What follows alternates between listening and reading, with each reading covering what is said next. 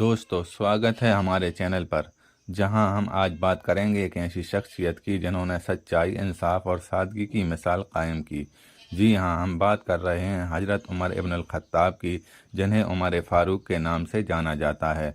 उनका जीवन न केवल इस्लामिक इतिहास का एक सुनहरा अध्याय है, बल्कि हर इंसान के लिए प्रेरणा का स्रोत है।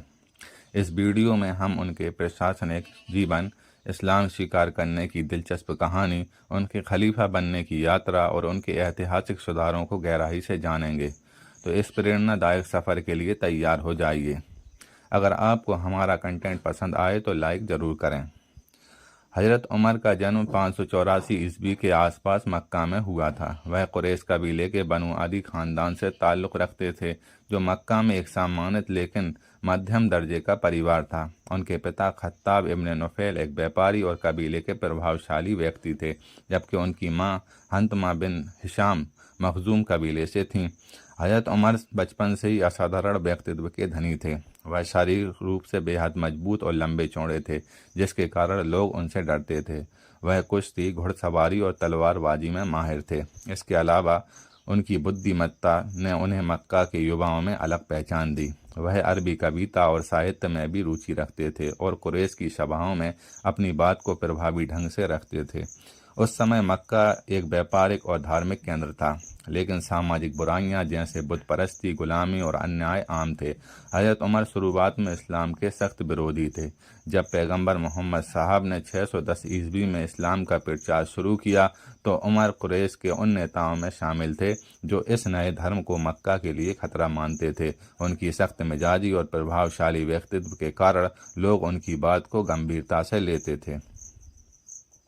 लेकिन जैसा कि अल्लाह की मर्जी होती है वही होता है। उनके जीवन में एक ऐसा पल आया जिसने न केवल उनकी ज़िंदगी को बदल दिया, बल्कि इस्लामिक इतिहास को एक नई दिशा दी। तो आइए उस ऐतिहासिक कहानी को जानते हैं। यह 616 ईस्वी की बात है, जब इस्लाम अपने शुरुआती दौर में था। मुसलमानों को कुरैश कबीले से भारी विरोध और उत्पीड़न का सामना करना पड़ रहा था। हज़रत उमर उस समय इस्लाम के सबसे बड़े विरोधियों में से एक थे। उनकी सख्त मिजाजी और प्रभाव के कारण कुरैश उन्हें इस्लाम को ख़त्म करने के लिए प्रोत्साहित करते थे। एक दिन उमर गुस्से में तलवार लेकर निकले ताकि पैगंबर मोहम्मद साहब को नुकसान पहुंचाकर इस्लाम को हमेशा के लिए ख़त्म कर दें। रास्ते में उनकी मुलाकात नुआम इब्न अब्दुल्ला से हुई, जो चुपके से मुसलमान हो चुके थे। नुआम ने उन्हें बताया कि उनकी अपनी बहन फातिमा बिनते खत्ताब और उनके जीजा सईद इब्न जैद ने इस्लाम कबूल कर लिया है। यह सुनकर उमर और भड़क गए और तेज़ी से अपनी बहन के घर पहुंचे।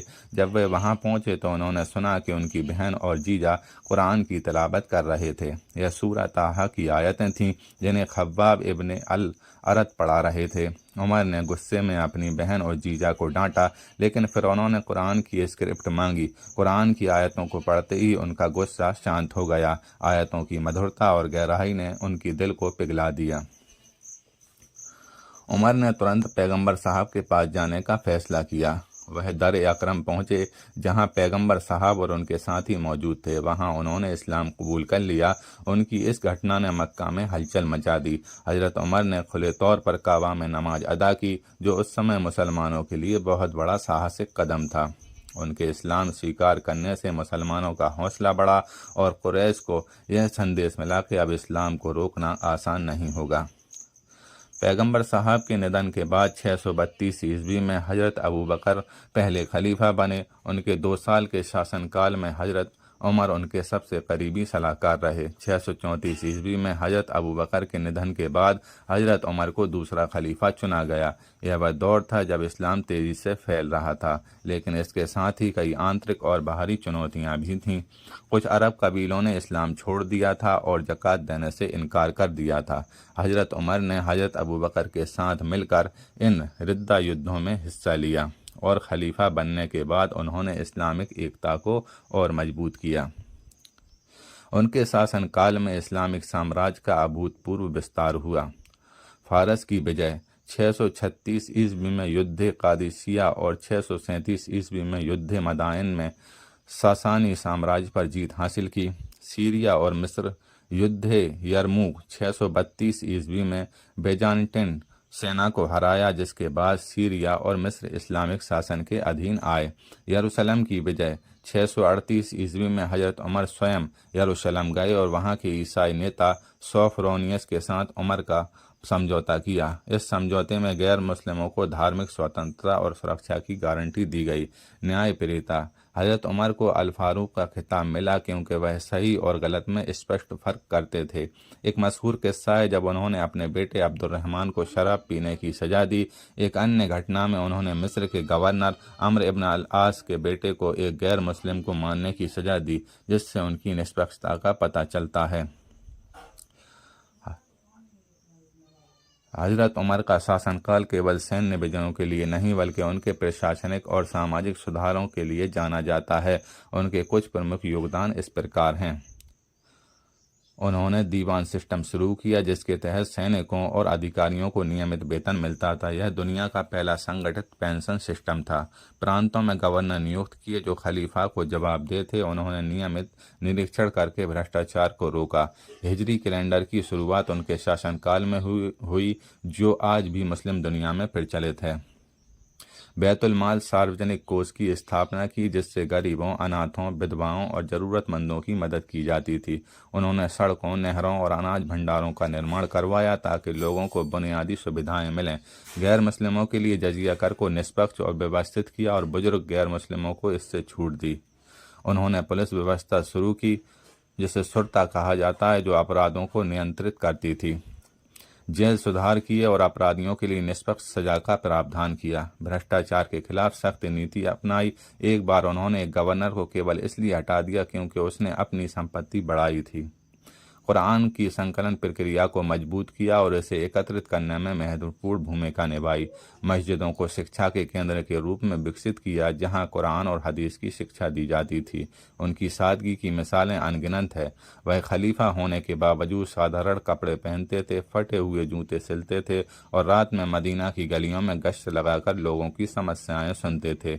एक मशहूर किस्सा, जब उन्होंने एक भूखे बच्चे की मां को अपने कंधों पर अनाज का बोरा ढोकर पहुंचाया और खुद उनके लिए खाना बनाया।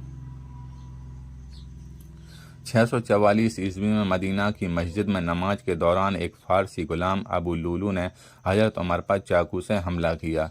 गंभीर घाव के कारण कुछ दिनों बाद उनकी मृत्यु हो गई। मृत्यु से पहले उन्होंने अगले खलीफा के चयन के लिए एक समिति बुलाई, जिसमें हजरत उस्मान को तीसरा खलीफा चुना गया। उनकी मृत्यु ने मुस्लिम दुनिया को झकझोर दिया, लेकिन उनकी विरासत आज भी जिंदा है। उनके सुधारों ने इस्लामिक शासन को एक मजबूत ढांचा दिया जो सदियों तक कायम रहा। उनकी सादगी, इंसाफ और नेतृत्व की मिसालें आज भी लोगों को प्रेरित करती हैं। उनका जीवन हमें सिखाता है कि सच्चाई और इंसाफ के रास्ते पर चलकर हम अपने जीवन को सार्थक बना सकते हैं। उनकी कहानी हर उस इंसान के लिए प्रेरणा है जो अपने जीवन में बदलाव लाना चाहता है। तो दोस्तों, ये थी हजरत उमर की प्रेरणादायक और ऐतिहासिक जीवनी। उनकी कहानी हमें सिखाती है सच्चाई और इंसाफ और सादगी ही असली नेतृत्व की पहचान है। अगर आपको ये वीडियो पसंद आए तो लाइक और कमेंट जरूर करें और हमें कमेंट में ये बताएं हजरत उमर के जीवन से आपको सबसे ज़्यादा क्या प्रेरणा मिली। तो मिलते हैं अगली वीडियो में।